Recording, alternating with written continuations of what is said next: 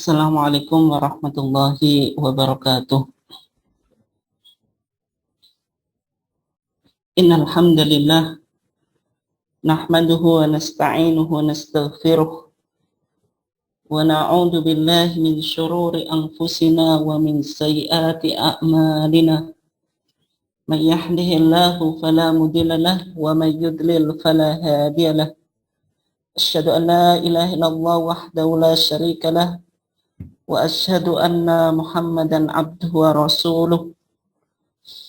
Allahumma shalli ala nabiyyina Muhammad wa ala alihi wa sahbihi ajmain. Amma ba'd. Yang saya hormati Ketua Kantor Lazismu Bojonegoro, kemudian segenap Dewan Pengurus dan karyawan Lazismu, dan juga bapak-bapak, ibu-ibu sekalian, jamaah kampusmu yang dimuliakan Allah. Syukur alhamdulillah, pada kesempatan ini Allah Subhanahu wa taala masih memberikan kita nikmat yang berupa kesehatan, sehingga kita masih bisa menjalankan atau menunaikan ibadah puasa. Dan juga Allah Subhanahu wa taala masih memberikan kepada kita nikmat yang berupa kesehatan, sehingga kita juga masih bisa mengikuti kajian kampusmu sebagaimana biasanya. Dan alhamdulillah pada kesempatan ini kita sudah memasuki edisi yang ke-16 dari kajian kampusmu di bulan Ramadan ini. Dan selawat serta salam semoga tetap terlimpahkan kepada uswah kita, yaitu Nabiullah Muhammad sallallahu alaihi wasallam. Bapak Ibu sekalian, jamaah kampusmu yang dimuliakan Allah, insya Allah pada kesempatan ini kita akan mencoba mengkaji tentang sebuah topik yang berkaitan tentang tuntunan zakat fitri menurut tarjih Muhammadiyah. Nah, insya Allah topik ini yang kita akan coba kaji bersama dan kita coba dalami 1 jam ke depan di dalam kajian kampusmu ini.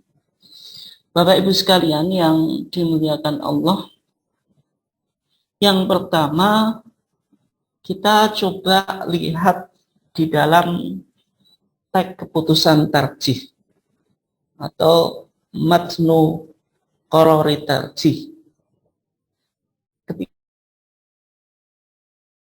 fitri, sebenarnya majelis tarjih sudah merumuskan atau sudah memutuskan, yaitu di Muktamar Khususi ke-31 di Yogyakarta tahun 1950.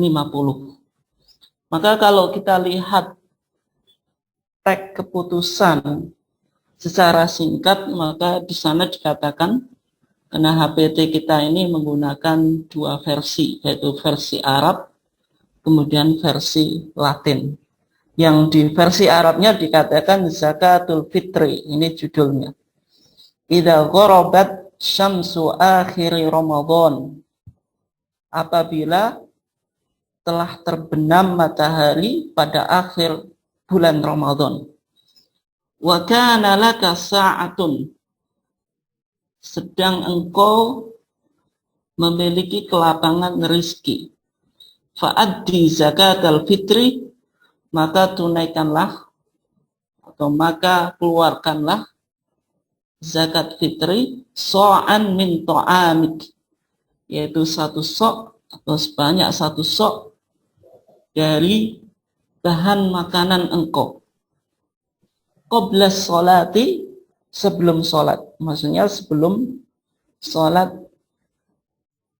Idul Fitri, yaitu sebelum sholat Idul Fitri. Tuhratan li saumik, kemudian dijelaskan aspek spiritualitas dari zakatul fitri itu, yaitu sebagai pensuci dari puasa kita. Wa tu'matan lil masakin, kemudian juga disebutkan tingkatan sosial yang berupa solidaritas kita kepada fakir miskin, sehingga di sana dikatakan tu'matan lil masakin. Zakat fitri itu digunakan sebagai atau untuk makanan orang-orang miskin. Nah, kemudian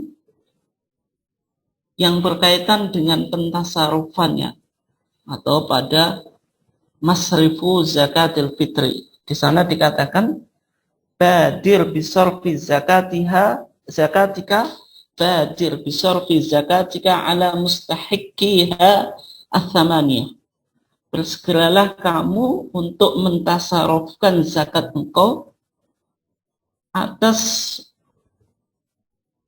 8 golongan yang berhak menerima zakat. Illa zakat al-fitri, kecuali zakat fitri. Fasrifha, maka tasarufkanlah ia, maksudnya zakat al-fitri, alal fuqara'i wal masakin, atas orang-orang fakir dan miskin.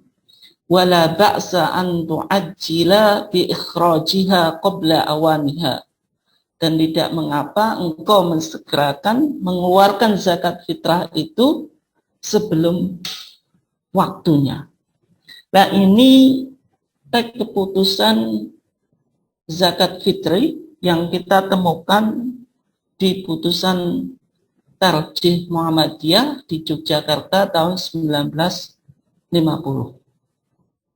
Bapak Ibu sekalian yang dimuliakan Allah, kalau kita lihat ini versi Latinnya, karena sudah saya terjemahkan dengan terjemah bebas tadi, sehingga Bapak Ibu sekalian bisa dibaca sendiri, atau paling tidak kita sudah memahami maksud dari teks keputusan tadi yang berdasarkan versi Arabnya.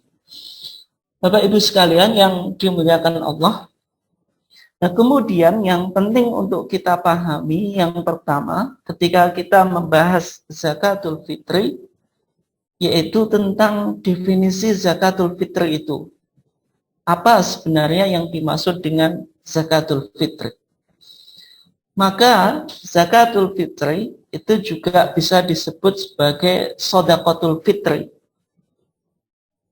Karena sudah kita pernah bahas bahwasanya kata sodakoh itu maknanya luas. Tidak hanya suatu harta, tetapi juga bisa bersifat non-material, dan tidak hanya bersifat sunnah, tapi juga wajib. Ini sudah kita bahas kemarin ketika kita membahas tentang fadhailul a'mal.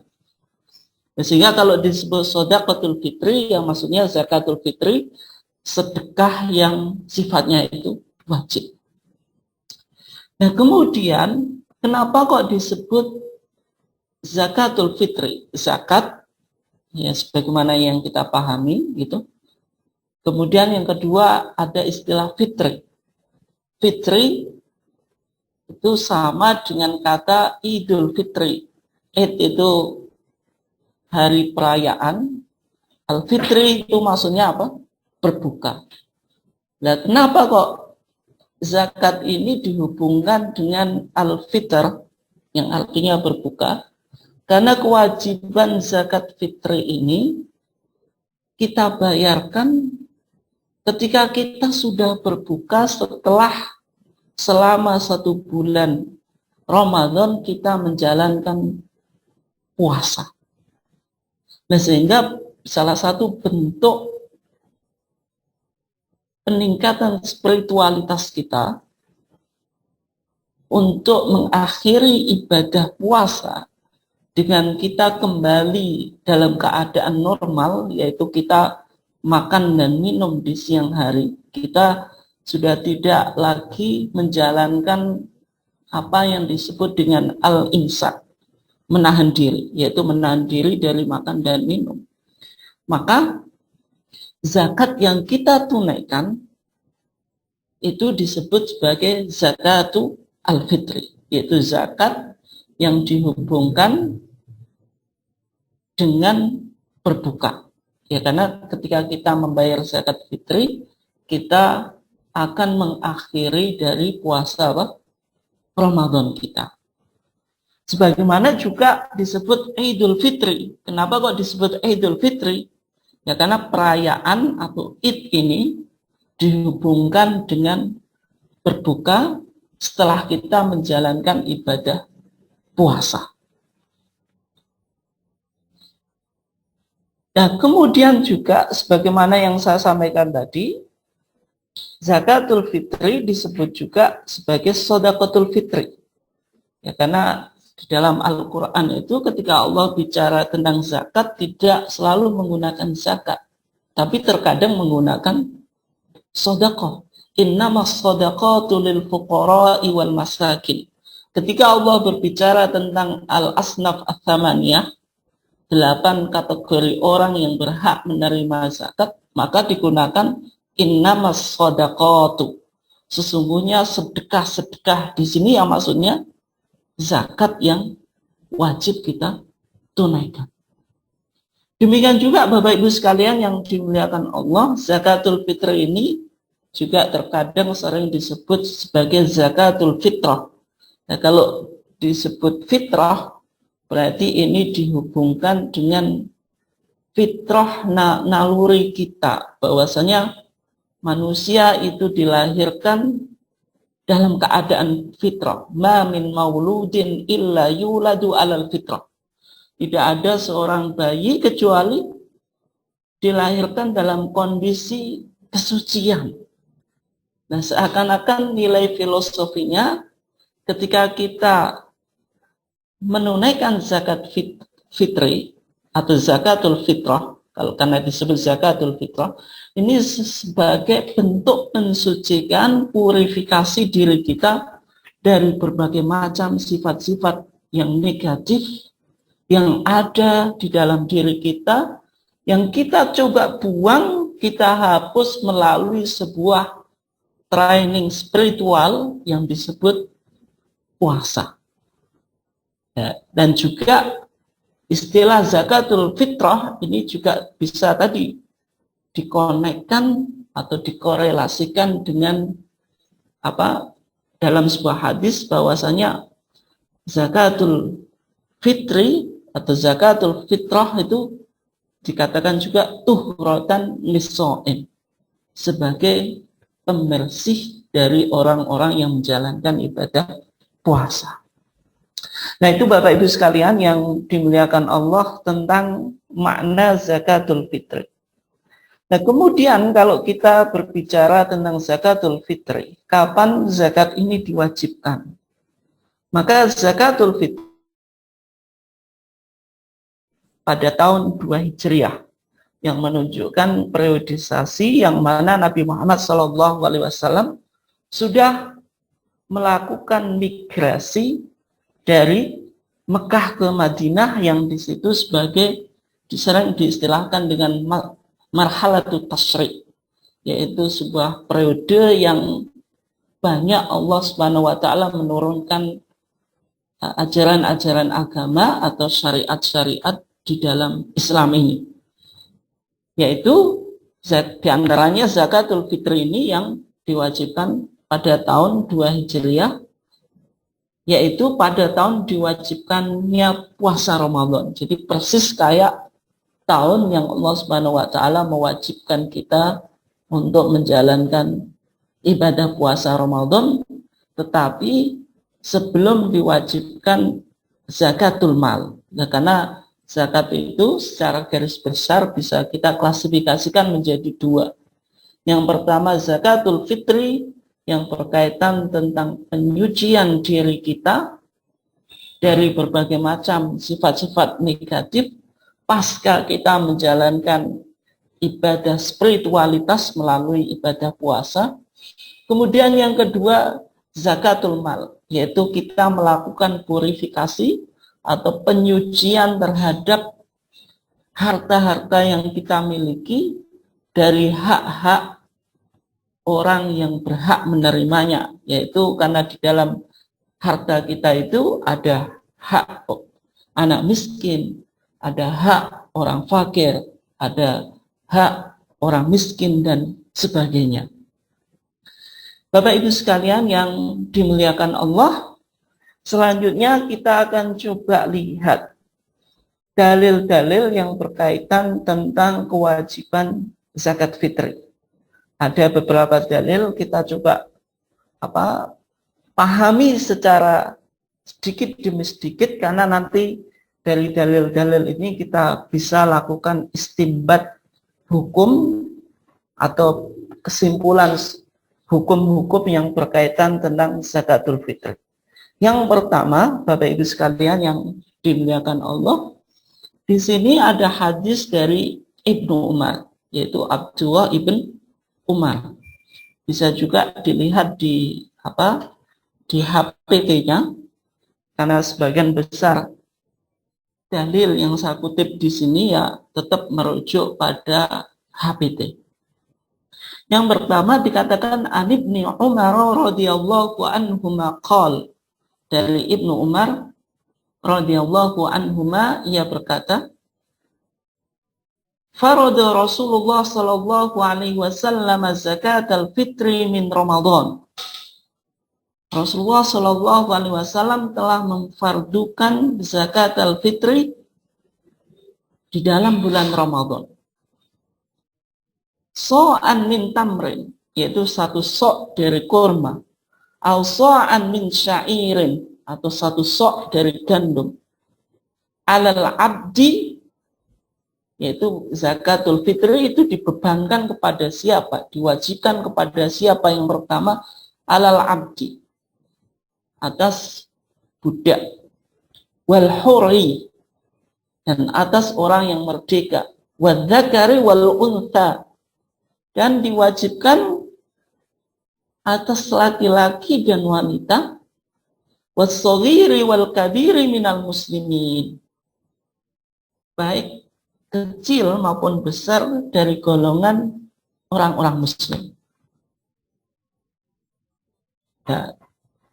Wa amara biha an tu'adda qabla khurujin nasi ila shalah, dan Rasulullah sallallahu alaihi wasallam menyuruh mengeluarkan zakat fitrah itu sebelum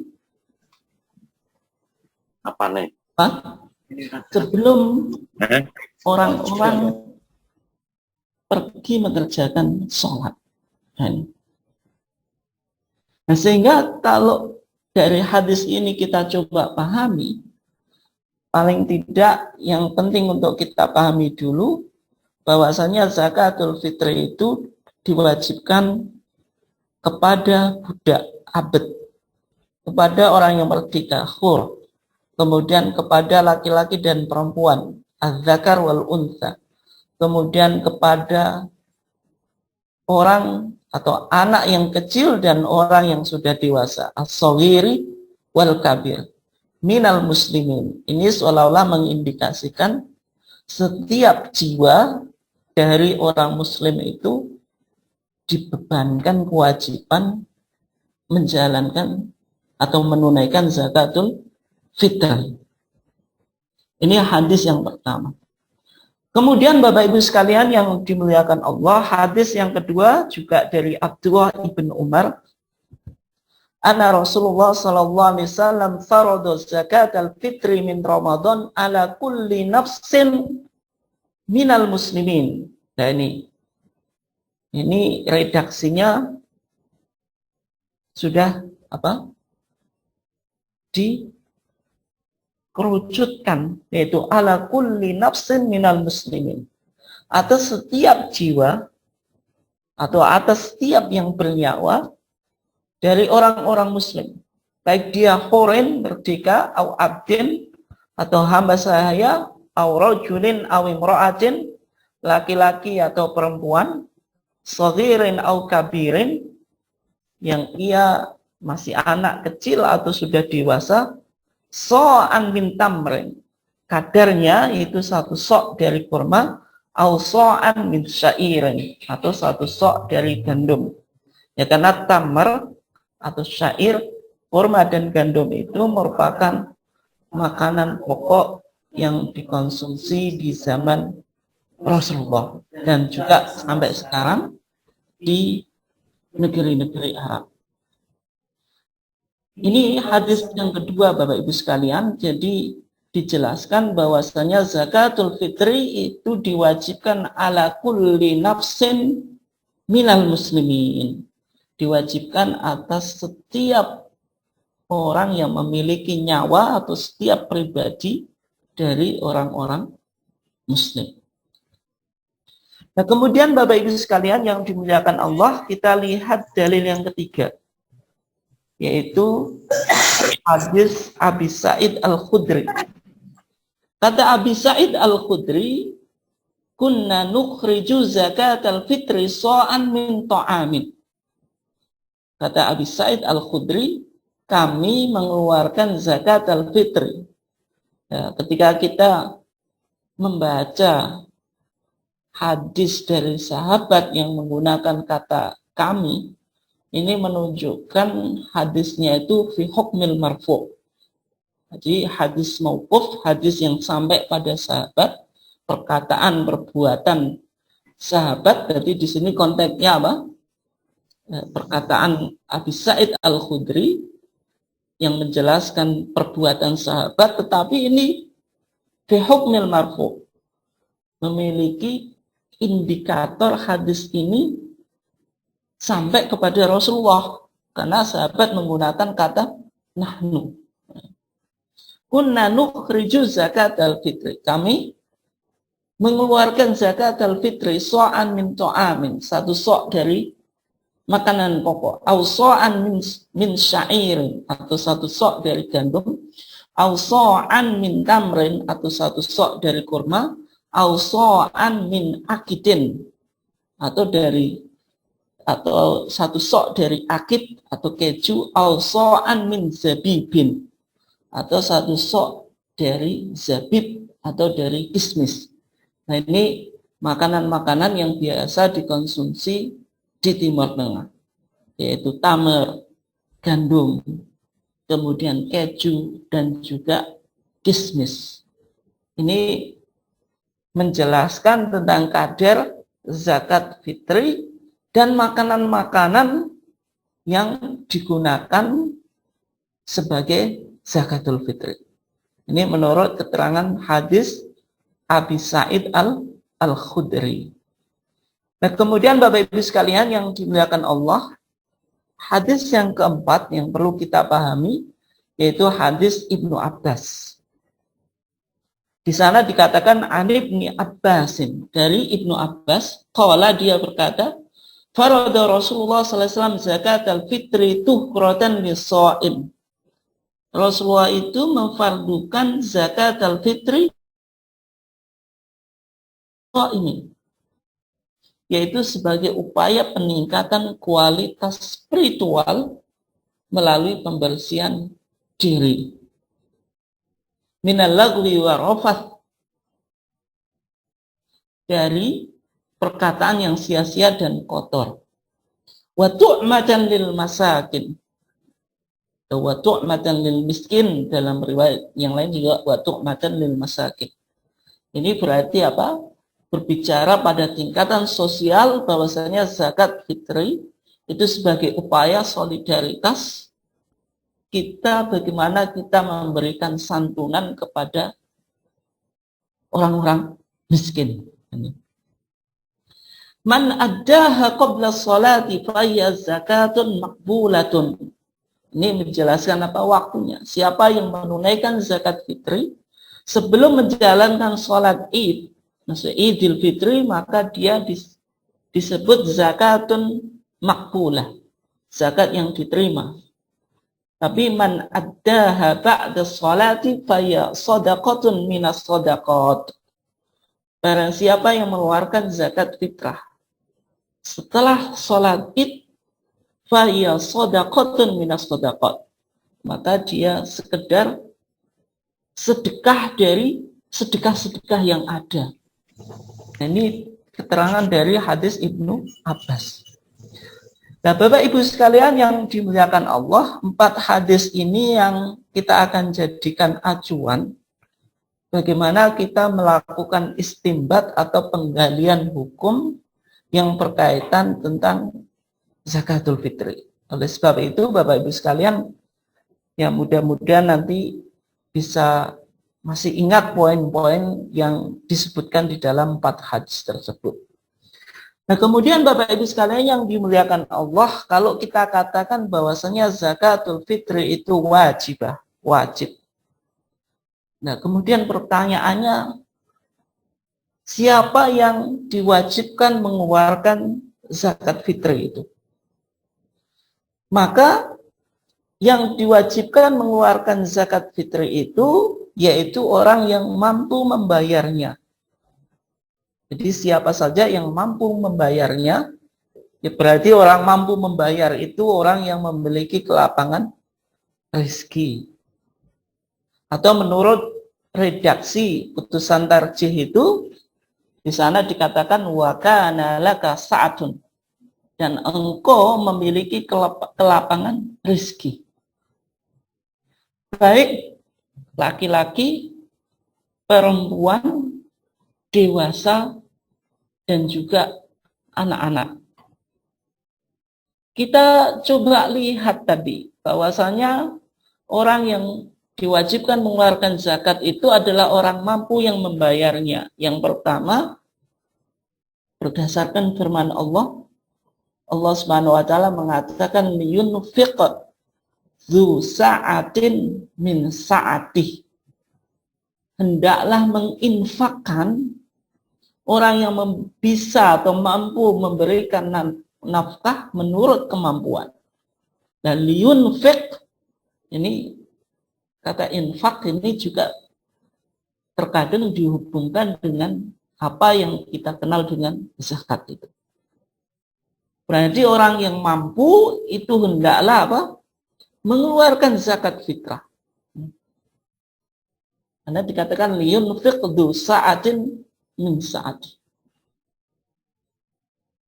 Nah, sehingga ayat ini merupakan perintah umum kepada orang yang mampu untuk mengeluarkan sebagian dari hartanya termasuk zakatul fitri. Nah, sehingga dari ayat ini bisa kita ambil kesimpulan bahwasanya zakatul fitri itu diwajibkan atas orang-orang yang memiliki kelapangan rezeki atau orang-orang yang mampu. Kemudian Bapak Ibu sekalian yang dimuliakan Allah, kalau kita katakan tadi yang kedua, orang yang mampu membayar atau yang memiliki kelapangan rezeki itu, baik dia laki-laki, perempuan, dewasa atau anak-anak. Nah, ini dalilnya apa? Yaitu dari hadis Ibnu Umar dan Abdullah Ibnu Umar yang sudah kita baca tadi, yang menyatakan bahwa zakatul fitri itu diwajibkan, dikatakan ala kulli nafsin minal muslimin, atas setiap jiwa dari setiap orang yang muslim, baik dia abd, sudah kita baca hadisnya, bisa dilihat lagi Bapak Ibu sekalian, baik dia abd, yaitu orang yang budak, al-khur, orang yang merdeka, ad-dzakar wal untha, laki-laki dan perempuan, as-shaghir wal kabir, yaitu yang masih kecil atau sudah berusia dewasa. Kemudian ala kulli nafsin minal muslimin, atas setiap jiwa dari orang muslim. Nah, sehingga orang-orang yang dijelaskan di dalam hadis ini diwajibkan untuk mengeluarkan apa? Zakatul fitri. Maka zakat fitrah atau zakatul fitri yang mana kita coba pahami bahwasanya dalam zakat fitri orang yang berkelapangan itu maksudnya apa? Orang-orang yang dzu sa'atin tadi, yaitu orang yang pada malam hari raya Idul Fitri memiliki kelebihan dari kebutuhannya dan kebutuhan orang yang ditanggungnya. Misalnya seorang laki-laki ketika dia memiliki kelebihan dari kebutuhan-kebutuhan pokok, yaitu apa? Makan untuk Idul Fitri, pakaian, itu, kemudian juga pakaian untuk istri. Nah, ketika dia apa? Memiliki kelebihan dari kebutuhan dia di hari Idul Fitri, ini dia disebut sebagai orang yang dzu sa'atin, memiliki apa? Kelebihan. Yang harus ia lakukan membayar zakatul fitri untuk dirinya sendiri. Ini yang pertama.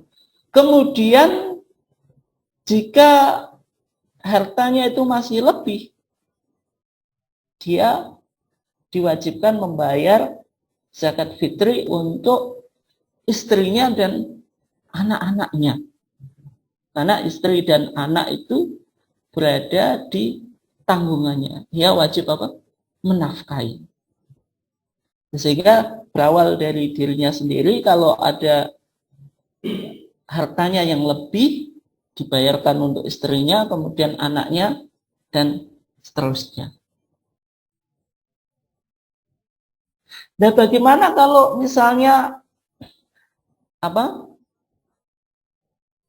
Orang yang tidak mampu menafkahi apa? Tadi tidak mampu menafkahi atau tidak mampu mengeluarkan zakat fitri untuk anaknya atau istrinya, ya kembali tadi, ya berarti dia cukup apa? Mengeluarkan zakat fitri untuk dirinya sendiri, karena kemampuannya semacam itu. Berarti levelnya apa, urutannya semacam itu. Nah, kemudian bagaimana ini sebuah kasus? Kalau anak yatim piatu atau anak-anak miskin yang berada di panti asuhan, apakah misalnya pengurus panti asuhan itu wajib membayarkan zakat fitrinya atau tidak? Maka di dalam fatwa tarjih dijelaskan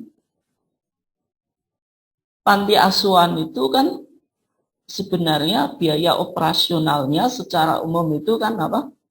Berasal dari sumbangan dari masyarakat. Dan terkadang di kasus panti asuhan itu tidak selalu bisa membayarkan zakat fitri atau tidak memiliki uang untuk membayar zakat fitri kepada apa? Kepada anak-anak yatim piatu yang diasuhnya. Maka ketika panti asuhan tidak memiliki dana atau modal untuk membayar zakatul fitri kepada anak-anak yang diasuhnya, maka ya anak-anak yatim piatu yang berada di itu tidak perlu untuk dibayarkan apa? Zakat fitrinya. Nah, karena kembali ke tadi, kalau pengasuh panti asuhan itu tidak punya modal untuk membayarkan zakat fitri, sedangkan dana operasional dari panti asuhan itu kan secara umum berasal dari sumbangan masyarakat. Nah, ketika tidak memiliki kemampuan, ya berarti tidak perlu untuk membayarkan apa? Zakat fitri anak-anak panti tersebut. Nah, bagaimana kalau mampu? Nah, kalau mampu ingin membayarkan, ya tidak apa-apa. Tetapi ketika tidak mampu, ya tidak apa-apa, karena apa? Tidak termasuk apa? Kan karena tadi liun fiqdu sa'atin min sa'ati.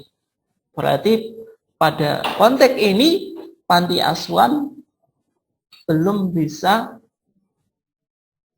dianggap sebagai yang memiliki kelapangan sehingga sanggup membayar apa? Zakat fitri kepada anak-anak asuh yang berada di panti tersebut.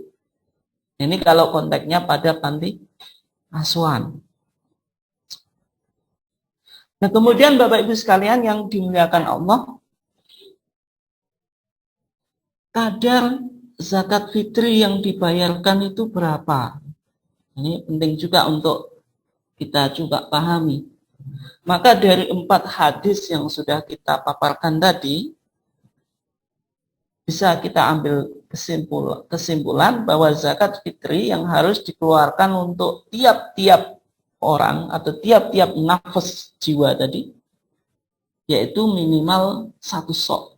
Karena kalau kita lihat tadi, misalnya hadis Abi Sa'id Al-Khudri, kunna nukhriju zakat al-fitri so'an min ta'amin, au so'an min syair, au so'an min tamrin, au so'an min akid, au so'an min zabib. Ini berarti bicara tentang sok. Kemudian, ya ini menurut keterangan hadis Abi Sa'id Al-Khudri.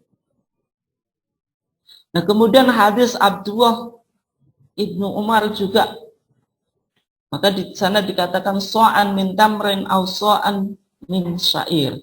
Nah, intinya dari hadis-hadis ini bisa kita simpulkan bahwasanya kadar zakat fitri yang wajib untuk dibayarkan itu 1 sok untuk ala kulli nafsin, atas 1 kepala atau 1 jiwa.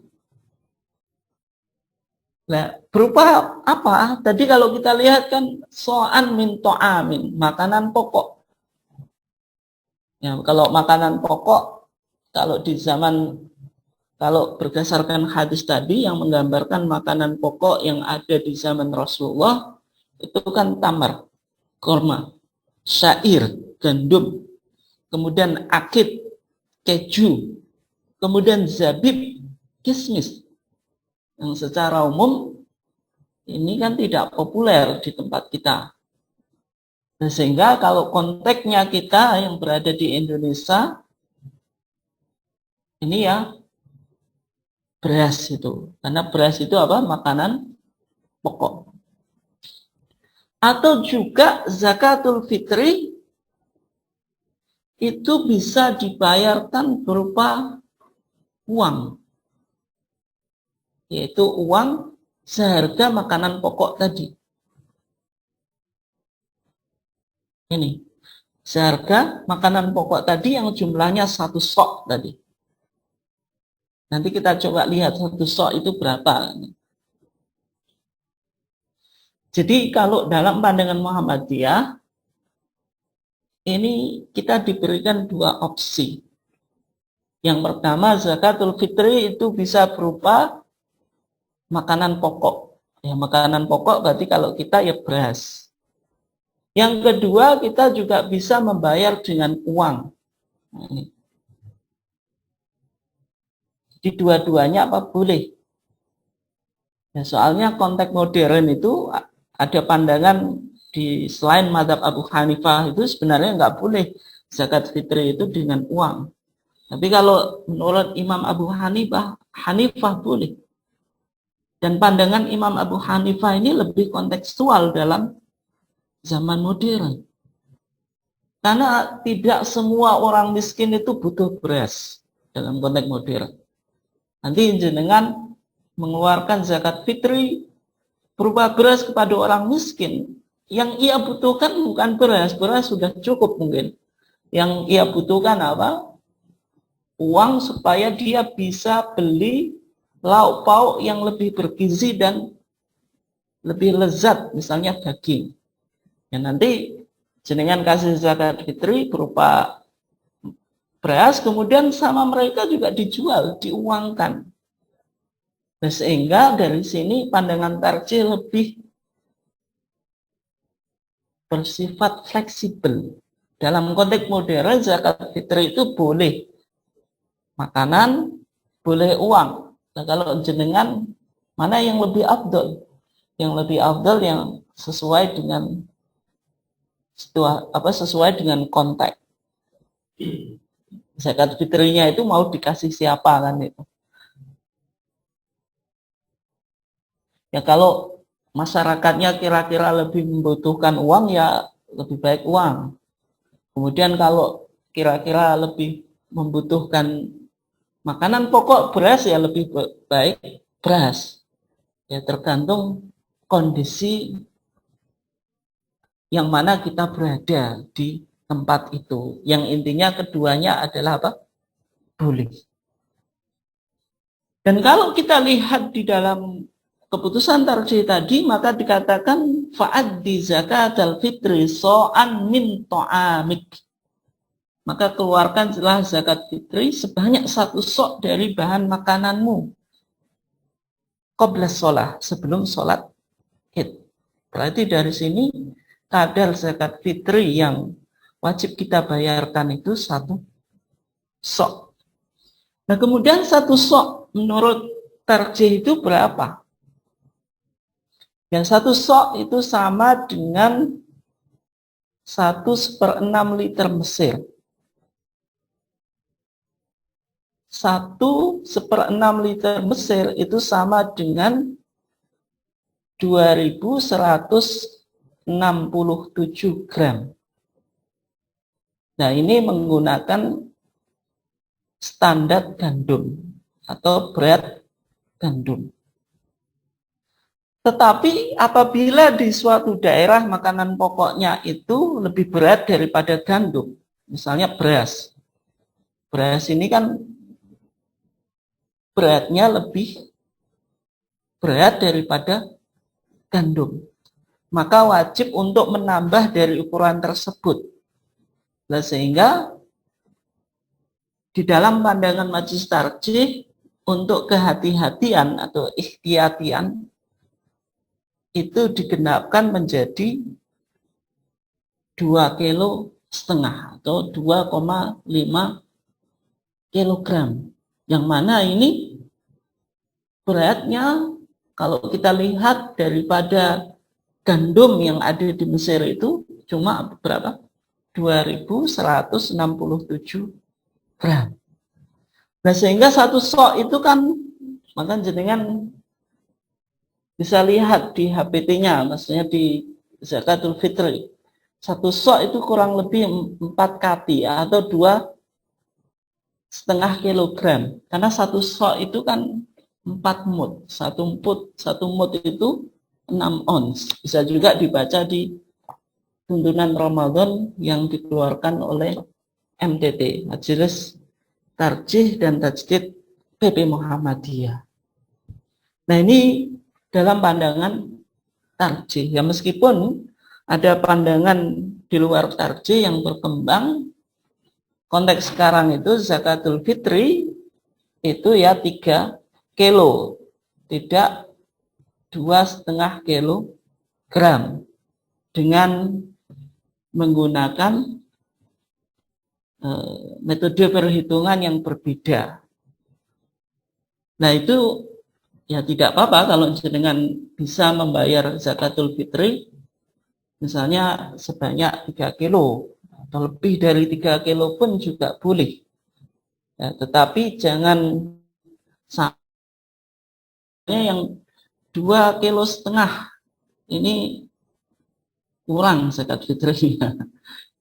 Belum semacam itu, sehingga majelis tarjih ya meskipun dulu itu pernah ada edaran dari PP yang mengatakan zakatul fitri itu 3 kilo.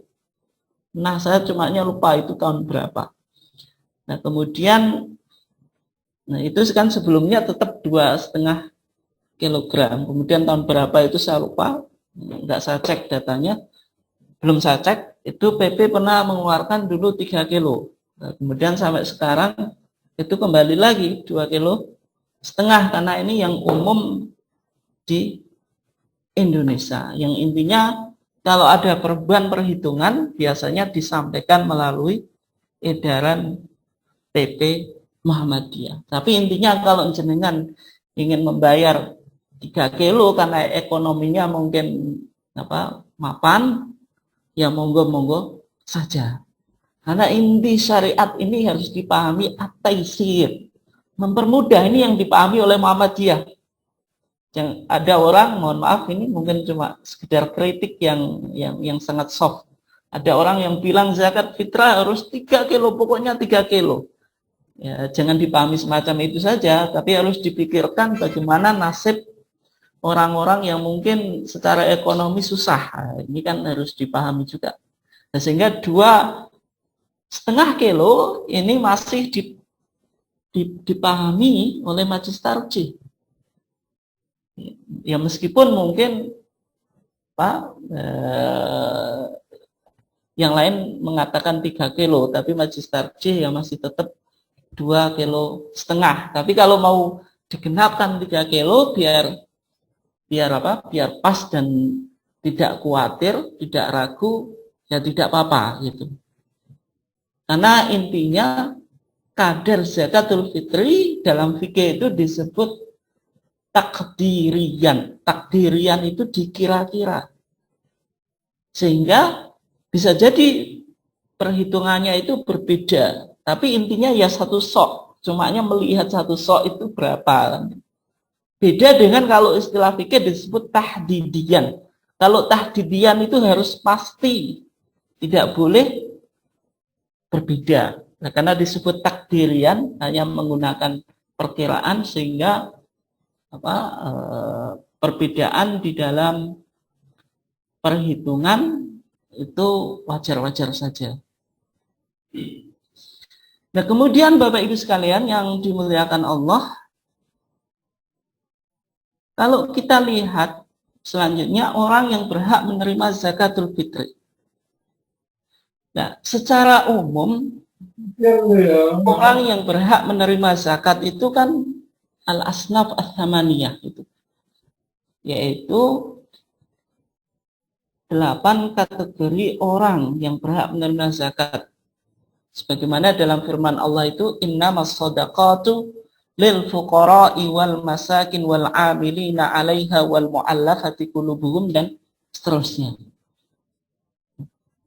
Tetapi dalam konteks zakatul fitri itu ada skala prioritas atau ada aulawiyah. Yaitu skala prioritasnya dikedepankan kepada masakin, kepada orang-orang yang miskin. Karena ini sesuai dengan apa yang kita temukan di dalam redaksi hadis Ibnu Abbas. Dari hadis Ibnu Abbas mengatakan, faradu Rasulullah sallallahu alaihi wasallam zakatul fitri tuhratan lis-shaim minal lagwi wa rafathi wa tu'matan lil masakin. Rasulullah SAW memfardukan zakat al-fitri tuhratan lis-shaim sebagai pensuci orang yang berpuasa minal lagwi wa rafath.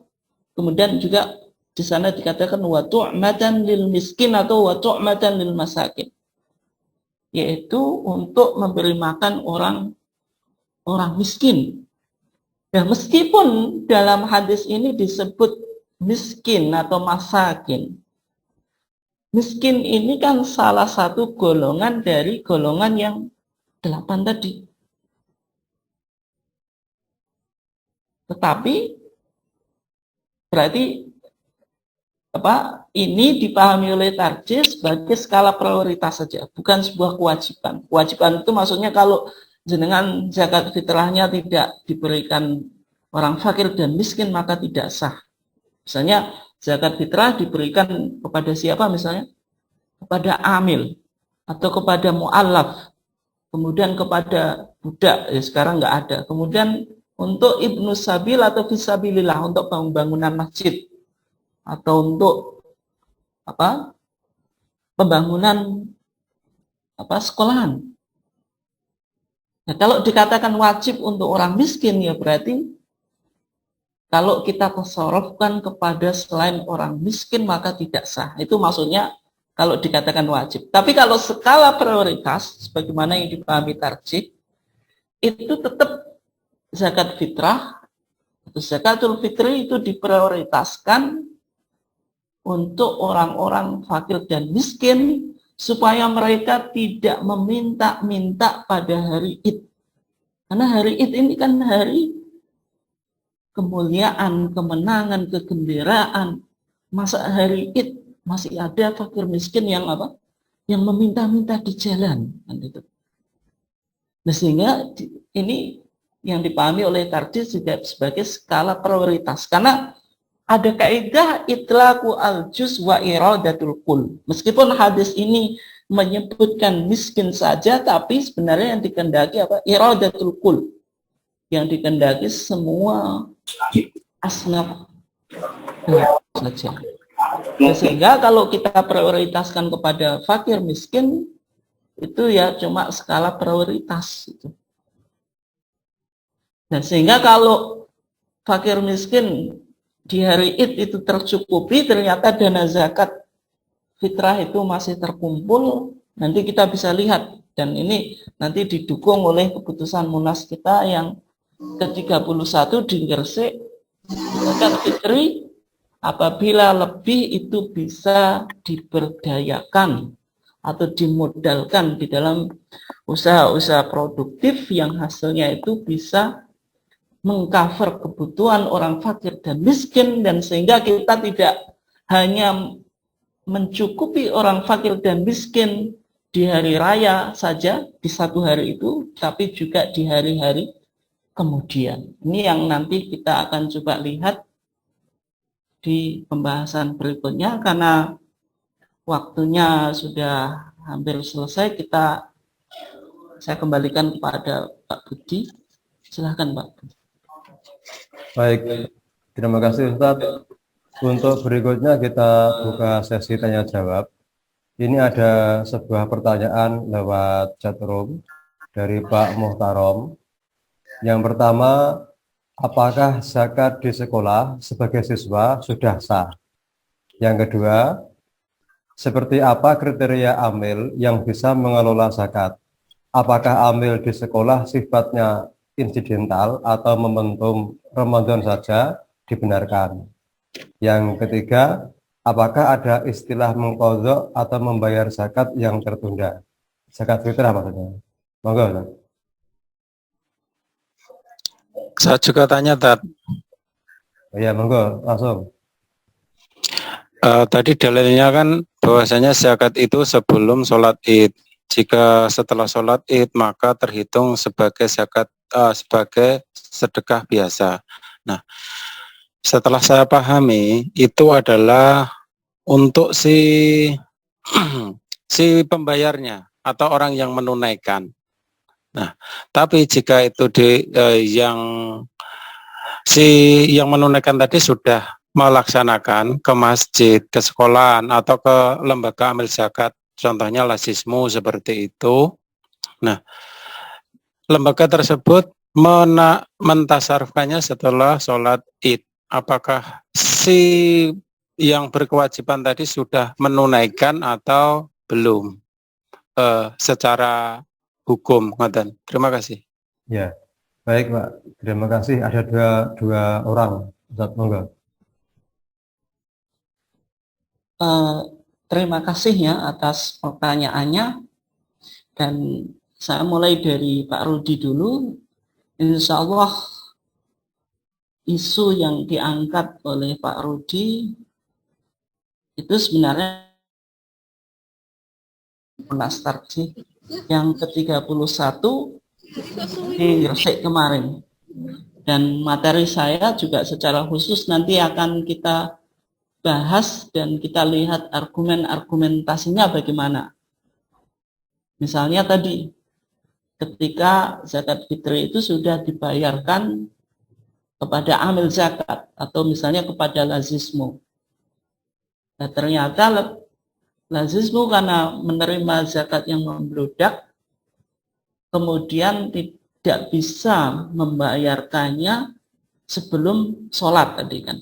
Karena man addaha qabla sholati fahiya zakatun makbulatun. Siapa yang menunaikan sebelum sholat, maka dia zakat yang diterima. Kalau setelah sholat kan cuma sedekah.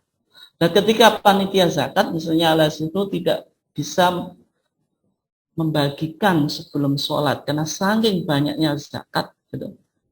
Apakah boleh dilakukan setelah sholat? Nah, kalau dilakukan setelah sholat, apakah zakat yang dibayarkan tadi sah? Nilainya apakah zakat atau sodakotun minas sodakot tadi? hanya sedekah saja. Nah ini insya Allah materinya menarik dan Bapak Ibu sekalian ya coba diikuti besok, karena dalam waktu yang singkat ini susah untuk menjelaskan secara komprehensif. Tapi intinya dalam pandangan tarjih secara singkat itu sudah diputuskan, dan bahkan zakatul fitri itu ketika sudah mencukupi di hari Id itu untuk mengcover kebutuhan orang miskin, itu maksudnya makanan tadi dan kebutuhan misalnya pakaian, supaya mereka ikut bergembira, ternyata masih ada sisa. Nah sisa ini bisa dimodalkan, kemudian diberdayakan menjadi usaha-usaha yang produktif, dan hasilnya ini dimanfaatkan untuk kepentingan fakir miskin maupun yang lain, atau kegiatan-kegiatan sosial yang lain, yang sehingga ini makna esensi dari tadi. Kalau Nabi mengatakan aghnuhum fi hadzal yaum, cukupilah orang miskin di hari raya Id di sini. Nabi kan cuma memprioritaskan seakan-akan satu hari Id itu saja. Nah kalau usaha yang dikembangkan ini, misalnya melalui fatwa tarjih tadi, boleh diberdayakan, boleh dimodalkan sehingga menjadi usaha yang produktif, hasilnya ini bisa digunakan untuk mencukupi tidak hanya di hari Id saja, tapi di hari-hari berikutnya sepanjang tahun. Nah ini yang dicoba dibahas di Munas Tarjih kemarin di Gresik, meskipun belum ditanfid, tetapi mohon maaf, insya Allah kita lanjutkan besok karena waktu sudah ada. Baik, terima kasih Ustadz. Bapak Ibu yang kami hormati, untuk pertanyaan yang belum terjawab, insya Allah besok akan kita lanjutkan. Untuk kajian hari ini kita akhiri cukup sekian. Terima kasih. Billahi taufiq wal hidayah. Wassalamualaikum warahmatullahi wabarakatuh.